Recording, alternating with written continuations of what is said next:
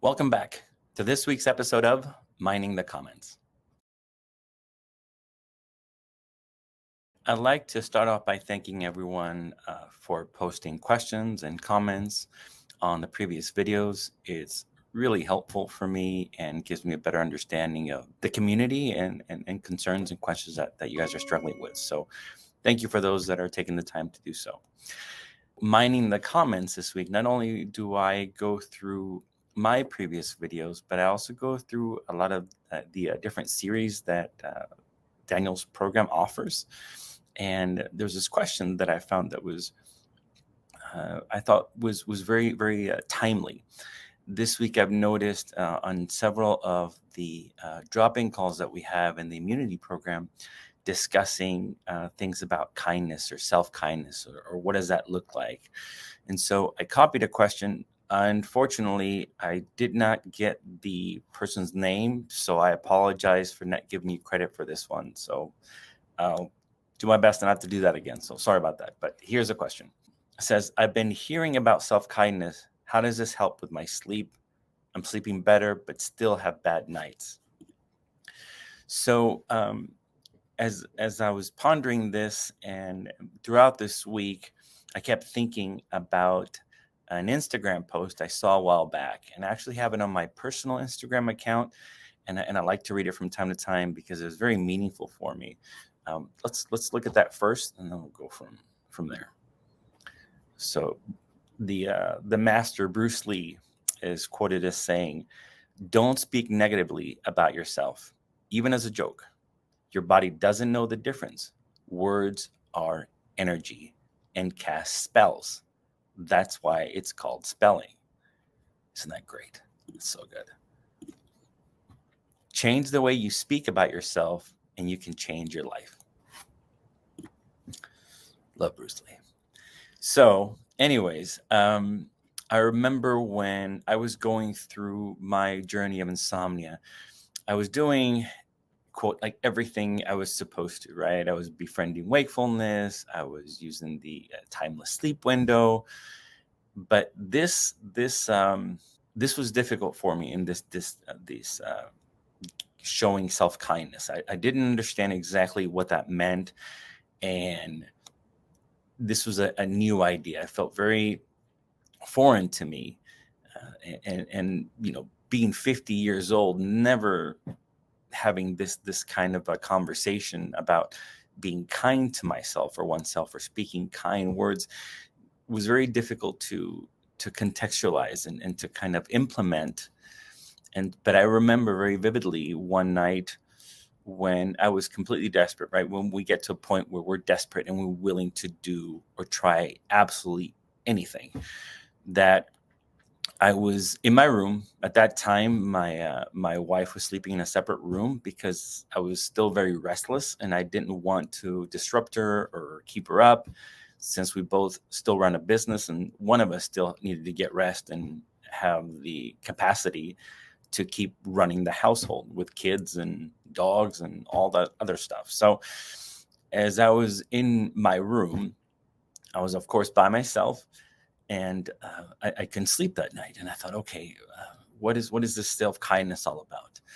And I really couldn't come up with a way to show that. And so what I thought was, well, I can speak kindly to my wife and my kids. And so I visualized them standing before me. And I thought, what can I say to them if they were struggling with insomnia or anything else? If they were scared, there's something that they were struggling with, and as their husband / father, how can I support them? So what I realized, it was very easy for me to suddenly start expressing this tremendous overpouring of love and patience. I said things like, "I love you, you're fine, you're safe, I'm here with you," and so forth. So but as I noticed the words and the things I was saying, I paused and I thought, I think I'm getting this. I think I'm understanding this expression of self-kindness and gentleness. And so now implement those things and use them or say them to me. And I struggled with that. For some reason, it seemed like it was okay for me to express these thoughts and feelings to my loved ones, but not for myself. And so that was a moment. There was really, I guess, more like an aha moment where I realized that I wasn't ever very kind or patient with myself. I was very hard on myself.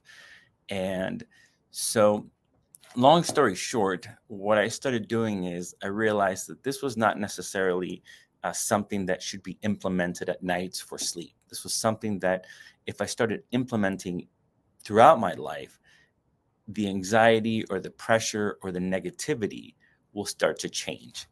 So throughout the day, I would start paying attention to how I was talking to myself, things I was saying to myself subconsciously, right? Not subconsciously, but quietly, privately. And I noticed that I would oftentimes find myself saying some pretty hard things about myself, expectations of things that I needed to do or how to perform was always not enough. And so as I started noticing that, I started changing the way I started speaking to myself. And so I started implementing much more kindness and patience with myself throughout the day. As I had a list of responsibilities I had to do, if I didn't get it all done, I would still give myself space. I would still let myself know that it's okay. There's still another day and we can just kind of keep going and keep doing things. When it comes to insomnia, how expressing self-kindness might sound like is if we struggle, if we have a difficult night with either little sleep or no sleep, we might say, it's not your fault. We can't force sleep. We're doing the very best that we can. And that's kind of a form of self-kindness. What else? Let's see. We could also recognize that if we're dragging throughout the day, that it makes sense that we're having difficulty. We're going through a very traumatic experience. This was a very heavy thing for me to deal with. Insomnia, I would probably say, was by far one of the most difficult journeys that I experienced for a year, because it wasn't one traumatic event or incident that lasted a day. It was something that kept repeating itself over and over again. So it was very difficult. So understanding that I've been through something traumatic, something difficult, and I needed time, was also giving myself space and kindness and expressing to myself that there wasn't anything wrong with me and I wasn't doing anything wrong. So I think that's kind of a good gist of what that looks like. But I noticed in our immunity program that we offer, we have a couple of drop-in calls a week. And as I spoke to different people, I realized that even though they were learning or trying or practicing kindness at nights, I would start questioning and asking them, what do you say to yourself? How do you speak to yourself during the day? And little by little, we would start noticing that a lot of the self-talk during the day was very hard, was very heavy. It was a lot of pressure. And so if we spend the majority of the day being critical with ourselves, at nights before we go to bed, if we take just a few minutes and say some gentle or kind things about ourselves, it won't necessarily outweigh the amount of negativeness or negativity and pressure that we've been giving ourselves all day long. So this was very helpful for me to realize and understand. And so this is why I found this message to be so valuable, because oftentimes we think about all the practical things that we can do. And so then we start wondering why they're not working or why we're not sleeping or doing better. But I've noticed sometimes people in the program that have some improvement, they still have quite a bit of a struggle. And when we start digging a little bit deeper into what's going on with them, I tend to notice this heaviness of self-criticism, of self-judgment. And so I really hope this is something that all of you can implement, not just for the purpose of sleeping, but giving yourself some grace, some love, some kindness and patience, I think will not only help with your nighttime anxiety, but I think it'll really help you overall in feeling less pressure, and noticing that we don't have to be hard and heavy and mean to ourselves to accomplish things. Taking a step back and showing love and kindness is really a much better approach, just like as we would with our children or our wives or spouses or even our pets, right? The more we can implement love and patience and kindness, we tend to draw closer to those people, have better connections, and we have a better relationship overall. So this insomnia journey is not just about sleep. It really was a bit of a self-discovery for me, where I now talk to myself much more kindly in general. I'm a lot more patient with myself.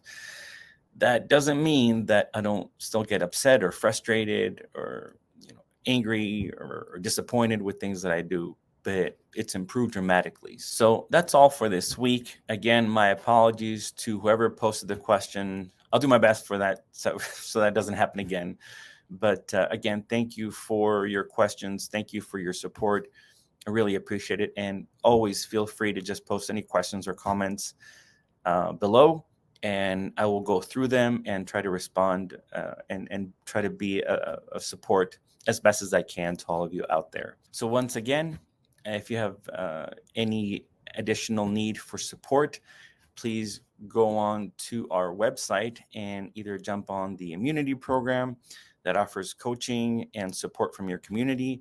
There's also the BedTyme app that's available. There's also wonderful books that Daniel has written that you can jump on Amazon. And last but not least, if you ever need one-on-one coaching, you can always jump again onto the website.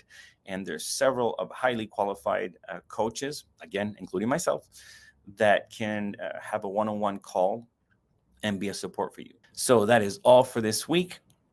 I hope you all have a wonderful week and take care of yourselves. This journey of insomnia is a difficult one.